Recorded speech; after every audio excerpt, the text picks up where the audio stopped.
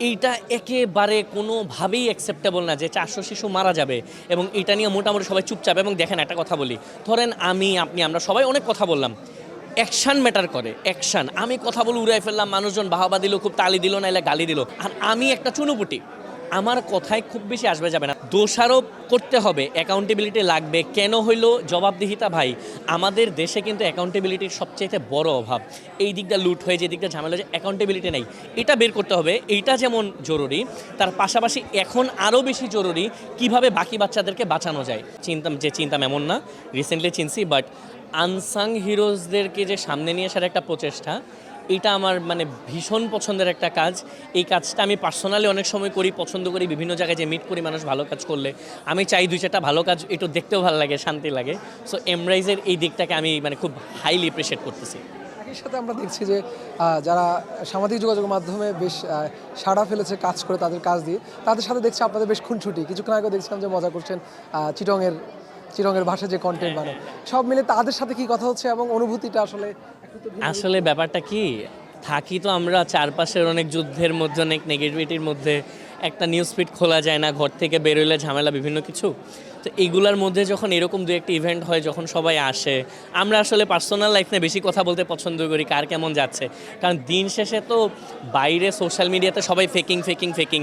Social মিডিয়াতে কিন্তু ভাই একজন লুঙ্গি পরে একটা ছবি দিবে না, যখন ওই বাতাস খাইতেছে ছাদে, যে ছবিটা দিবে কি একটু পশ কিড, যেমন আমরা যখন খুব একটু মাঞ্জা টাঞ্জা মেরে যাই, যেটা বলে সোকল। Mr. Noodles, amazing taste. So আমরা তো এই লাইফটা লিড করতে বেশি দেখাইতে পছন্দ করি।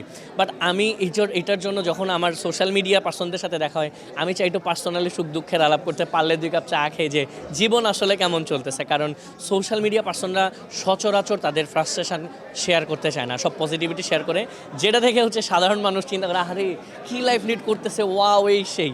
সো আমি চেষ্টা করি একটু পার্সোনালি ইন্টারাকশানটা করার জন্য সবার সাথে। আচ্ছা, আপনার বর্তমান ব্যস্ততা কি নিয়ে এবং কি করছেন? ব্যস্ততা যাচ্ছে ভীষণ হচ্ছে গান নিয়ে। কুড়েঘর ব্যান্ডের আমাদের একটা লং ব্রেক ছিল, আমরা 4-5 বছর অনেক অডিয়েন্সের কাছে খুবই সরি, পারলে আমি কান ধরে মাপ চাই যে আমরা অনেক দিন গান দিই নেই। বাট এখন আমরা অনেক সিরিয়াস, আমাদের স্টুডিও হয়েছে নিজস্ব, কুড়েঘরের নিজস্ব স্টুডিও, এবং এখান থেকে আমরা হচ্ছে প্রডিউস করলাম বিধাতা নামে একটা গান, কিছুদিন আগে রিলিজ করলাম। এটার লিরিক্যাল ভিডিও হচ্ছে এখন আছে অলরেডি 5-6 দিন ধরে কুড়েঘর ব্যান্ডের ইউটিউব চ্যানেলে। 3 টাকার জীবন নামে একটা খুবই ইন্টারেস্টিং গান আসতেছে। যারা ট্যুর প্রেমী, অ্যাজ ইউজুয়াল আমার পছন্দ করে ট্যুর প্রেমীরা কেমন জানি, আমি নিজেও ট্যুর প্রেমী। এটা আসতেছে সামনে। বৃষ্টি নিয়ে একটা গান আসতেছে, বৃষ্টি আমার ছোটোবেলা থেকে অনেক পছন্দ। সো আমার খুব শখ ছিল বৃষ্টি নিয়ে একটা গান করবো। বৃষ্টি আসতেছে, শেষ লাইন আসতেছে। ওভারঅল মানে গান বাজনা খুব কন্টিনিউয়াসলি আসতে থাকবে। একটা বিষয় আপনাকে দেখি আমরা প্রায় জুলাই আন্দোলন থেকেও আর সামাজিক বিভিন্ন সমস্যা নিয়ে কথা বলেন, সেই সাথে ছাত্র আন্দোলনে আপনি বেশ সক্রিয় ভূমিকা রেখেছেন। সেই সাথে এখন আসলে একটা বিষয় নিয়ে আসলে শিশু মারা যাচ্ছে, এটি নিয়ে আসলে আলোচনাটা অনেকটা কম হচ্ছে, এবং আপনাদের দিকে অনেকে অভিযোগের তীর যে তারা কেন আলোচনা করছেন, তখন এত অ্যাক্টিভ ছিল। রাইট, এটা আমি আপনারা বলি, এটা হচ্ছে আমি তো মিউজিক ভিডিও শ্যুট বলেন, বিভিন্ন কিছু নিয়ে অনেক দৌড়াদৌড়ির মধ্যে ছিলাম। বাট আমি রিসেন্টলি গত 3-4 দিন ধরে ঘাটাঘাটি করার ট্রাই করতেছি খুবই স্ট্রংলি। কারণ আমি যখন কোনো একটা স্টেটমেন্ট দিব, এইটা যদি উল্টাপাল্টা হয় তাহলে এটা আবার নেগেটিভ ফিডব্যাক করবে। কিন্তু এইটা একেবারে কোনোভাবেই অ্যাকসেপ্টেবল না যে 400 শিশু মারা যাবে এবং এটা নিয়ে মোটামুটি সবাই চুপচাপ। এবং দেখেন একটা কথা বলি, ধরেন আমি, আপনি, আমরা সবাই অনেক কথা বললাম, অ্যাকশান ম্যাটার করে। অ্যাকশান, আমি কথা বলে উড়াই ফেললাম, মানুষজন বাহবা দিল, খুব তালি দিল, নাইলে গালি দিল, ম্যাটার করে না।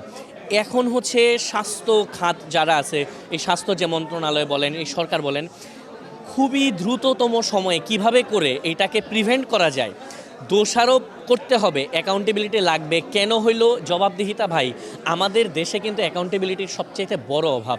এই দিকটা লুট হয়ে, যে দিকটা ঝামেলা, যে অ্যাকাউন্টেবিলিটি নেই, এটা বের করতে হবে। এইটা যেমন জরুরি, তার পাশাপাশি এখন আরও বেশি জরুরি কিভাবে বাকি বাচ্চাদেরকে বাঁচানো যায়, এটা বের করতে হবে। এবং এই যে খুঁজে বের করা কেন হইলো, এই যে অ্যাকাউন্টেবিলিটি যখন ভাই আসবে না, তখন মানুষজন একটা দুর্নীতি করার আগে, একটা চুরি করার আগে 10 বার চিন্তা করবে। আর আমি একটা চুনোপুটি, আমার কথায় খুব বেশি আসবে যাবে না। তারপরেও আমি যখন যেটা আমার সামনে আসে, আমার কিন্তু খুব বেশি একটা ঢুকি না। আমি চেষ্টা করি কিন্তু বাইরে বাইরে থাকতে, আমার এডমিনে মোস্টলি দেখে। বাট আমার সামনে আসলে আমি কথা বলার চেষ্টা করি। সো এই জিনিসটা আসলে অ্যাকসেপ্টেবল না। এবং আমার কাছে দেখে আমার একটা পার্সোনালি মনে হচ্ছিল যে 400 শিশু মারা গেল, হ্যাঁ, 4 জন যদি সংসদ সদস্য মারা যেত, তাইলে আসলে আওয়াজটা কেমন হইতো। আমরা কি ওই জাস্টিসটা করতে পারতেছি কিনা? আমরা যে জাস্টিসটা চাই, এইটা কি হচ্ছে কিনা। সো আমি কোনো ডাক্তার না, আমি চাইলেও খুব বড় ইম্প্যাক্ট রাখতে পারবো না, বাট আমি চাই যে আপনাদের মাধ্যমে, সোশ্যাল মিডিয়ার মাধ্যমে অ্যাটলিস্ট এই স্ট্রং মেসেজটা যাক যে এখন ইমিডিয়েটলি কীভাবে বাঁচানো যায়, নাম্বার ওয়ান। নাম্বার টু হচ্ছে কেন হইলো, কার মাধ্যমে হইলো, সেটা যেই হোক না কেন খুঁজে বের করা এবং শাস্তির আওতায় আনতে হবে।